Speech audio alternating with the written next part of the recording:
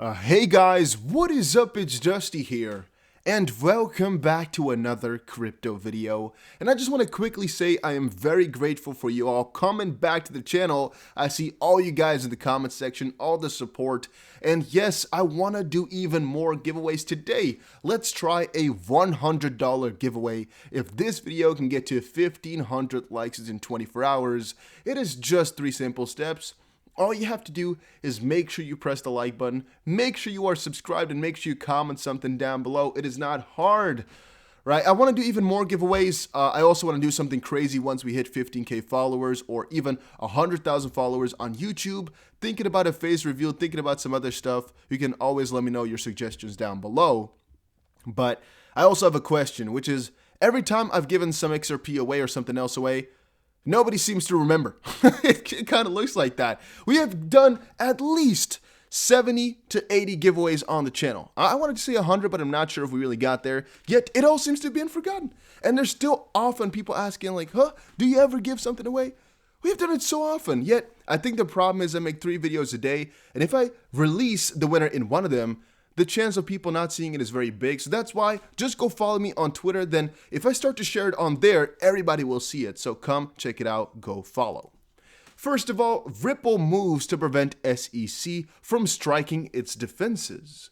Ripple is front-running the SEC's anticipated motion to strike its key fair notice defense in a letter to the judge. And I don't know if you guys agree with me here, but I really feel like a freaking attorney after reading all these freaking letters between the SEC and Ripple, back and forth, back and forth, and back and forth. And man, I've involved myself way more with legal stuff than ever before in my life. Literally, it's been completely crazy. So I've also read this one just now, and you can see this is SEC v. Ripple Labs, Dear Judge Torres. The Honorable Alicia Torres is who this was directed towards on the 16th. So right now, it is already, a little bit old, depending on exactly what channels you watch, but I read it, and it was pretty damn interesting.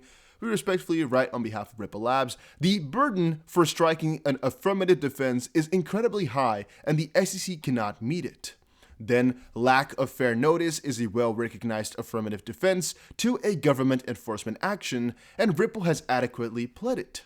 Then, Ripple's lack of fair notice defense cannot be adjudicated on a motion to strike, and I thought there was also a conclusion, but I guess we should just read this little part here. Finally, the SEC cannot show any prejudice of waiting for adjudication on the merits. The factual issues relevant to Ripple's fair notice defense overlap with the same issues core to the SEC's case and Ripple's other defenses, as Ripple addresses at length in the motion to compel, now pending before Magistrate Judge Netborn. Should the SEC proceed with filing its meritless motion to strike, Ripple respectfully requests that this court set its default briefing schedule unlinked to the individual defendant's motion to dismiss, as one has no bearing to another. And what I kind of fetch from this, once more, I'm not an attorney, not a lawyer, not anything like that, is that Ripple really does not stand for all of this, and they've also explained countless times within this little part that what the SEC is doing here, it first of all doesn't really make any sense. They've also understood that now and try to portray that here, but also, well, Japan, Singapore, UK have all made clear that XRP is not something which the SEC or a securities commission should actually have power over whatsoever, yet they're still acting that way. And also, the first part here, the burden for striking an affirmative defense is incredibly high, and the SEC cannot meet it. They're reaching for something, yet I don't think they should be allowed to. Once more, this is only after reading Ripple's letter, because I am not knowledgeable enough. However, I think we can also summarize it in the first little part here. I think that's actually another very good idea. Just quickly read this. Once more, we should wait for some attorneys to talk about this. I have a couple of things open here, like for example, John Deaton, but let's just quickly read here to get an idea of what's been going back and forward. The SEC's anticipated motion to strike is meritless. The striking of affirmative defenses is disfavored in this circuit, and the SEC cannot remotely meet the high burden of showing that there's no question of fact or law that might allow the defense to succeed. That's again the bigger question, that it's basically useless is what the SEC is saying, and Ripple's saying, well, there's no way that this is actually surely going to be useless. First, Ripple's lack of fair notice defense more than satisfies the liberal pleading standard and thus cannot be struck. Second, Ripple's fair notice defense requires factual inquiry and context, which is why the court addresses this defense on the merits with the benefit of a developed factual record. See e.g. Upton v. SEC. Significantly, the SEC's pre-motion letter cites not a single case, zero, in which a court struck a fair notice defense at the outset of litigation, and Ripple is unaware of any such authority. Third, even if the fair notice defense involved a purely legal question, which it does not, the Second Circuit has cautioned that disputed and substantial legal issues should not be decided on a motion to strike without the benefit of a developed record, which has also been, I guess, seen before. Vacated on other grounds. Fourth, the SEC cannot show prejudice of awaiting adjudication on the merits, which basically once more shows me this is not going to be pulling through. So the SEC's quick jab is a standard jab. I believe one of the attorneys has also said that before, but it's all going to be, a waiting game. And that's why I don't really like to show this type of stuff anymore, because think about it. Right, all we're reading here is just a little bit more of a question in our minds of who's gonna win, who is looking good. But every time we see another caveat, every time we see another jab, another slap, and in the end of things, I'm not sure if really reading all these things or really informing myself about all these cases is actually worth it. Because are we, as XRP community, being completely represented? Debatably so, but I would say no. And does it really have any effect if we know the intermediate updates? No, unless we are actively trying to buy or sell some more XRP, which I'm personally not. I'm just buying every single time. And so, nothing's really going to change. Even if we get a negative document, I'm not really planning on selling because I've kind of already sold my my will to ever sell it, basically. I've just kind of already agreed on my own that I'll just hold whatever XRP I have forever, regardless of what happens. But I've been following John Deaton for a little while, and I've been checking. This guy is putting a lot of effort into just reading everything and trying to educate the folks on stuff that's really going wrong. That's interesting in my opinion. So let me quickly see here.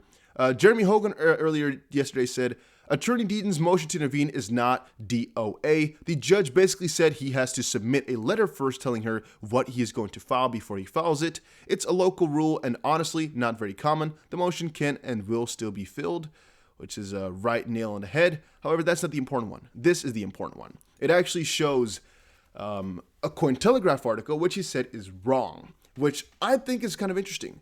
Cointelegraph has usually got a pretty high standard for articles in the crypto space. They usually have pretty high quality stuff, very detailed and whatnot. So for them to be plainly wrong is actually something which you don't see too often. You'll see it, but not as often.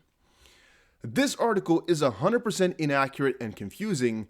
People, include lawyers and journalists, are misinterpreting the ruling and are citing inapplicable deadlines. For example, this article says, according to court rules, the SEC is allowed 3 business days to respond to any such motion, but has requested an extension until March 22nd.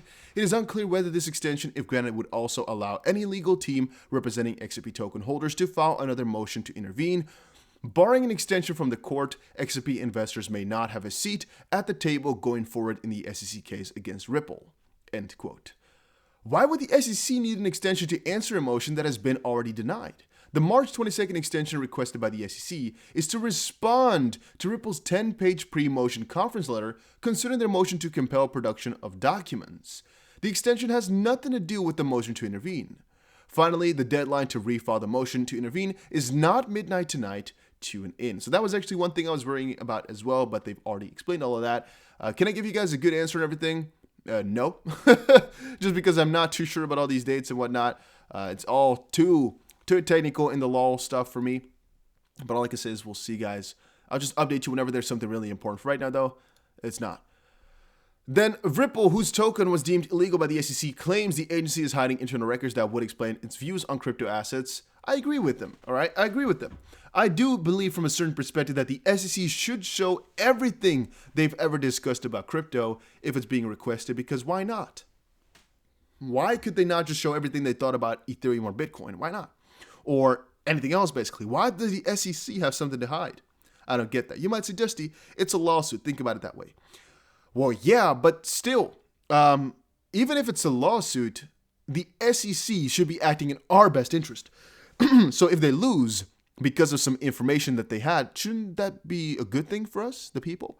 Because that means, well, the company who's filing them, it won because of something that the SEC has said or done. I just think that the SEC should be a little bit more transparent, a little bit more open, purely because they should be acting in our best interest, so why hide some stuff? I don't really get that, but again, I could be a little bit of a rookie into all of this. Then Panda Ripple XRP posted, "Hey XRP, when you want to take us back to your number 2 spot?" I actually asked that in the comment section down below as well. I was kind of wondering, all right, what people were thinking regarding the XRP going back to the 2nd spot, or XRP going back to the top 5 even, and when it would happen. Do you guys think we need to win a lawsuit for this, or do you think it could happen earlier than that? Then, friendly reminder of where we've actually been and what type of gains we've already seen for XRP. 62,000% in 2017, just within 1 year here. Fun fact, can it happen again? I would say definitely so from this point forward. However, yeah, is it going to happen anytime soon? Not really too sure about that, but is it possible? Oh, definitely yes, guys. Oh, definitely yes. And one fun thing is that people always like to hate me for it, say, Dusty, you're dumb, you're saying some stupid stuff, yada, yada, yada. I still really disagree. I still think this is just the start of things. I think we're so early into crypto, people still cannot imagine how much bigger this will get. We were excited about $1 trillion. We were excited about $1 freaking trillion. $2 trillion market cap. This is going into the hundreds of trillions, and eventually we'll go beyond. It will happen. No doubt in my mind that it will. So talking about a $15 trillion XRP total market cap. So for example, going times 100 from here, or even times 1,000 from here. So going to 21 trillion. Yeah, to me, it all ain't that special because I know for a fact we will eventually get there. It's just a matter of time. For example, Bitcoin, a $10 trillion asset. Do you think that's really dumb, crazy, stupid? I personally don't believe so. Same thing for Apple or Google, something like that. Do you think you can really never get to 5 trillion? If you really think so, I think we're on different, mindsets completely altogether. Because I definitely think it's just a waiting game before we get there. All right, then Charles Hoskinson got himself his nice little check mark. And that's one fun thing, not fun at all. One thing I should explain. There's a ton of people trying to impersonate me in the comment section. There's nothing I can do about it, all right? We have one, two, whatever. We have a mods on it all the time, full time, deleting comments.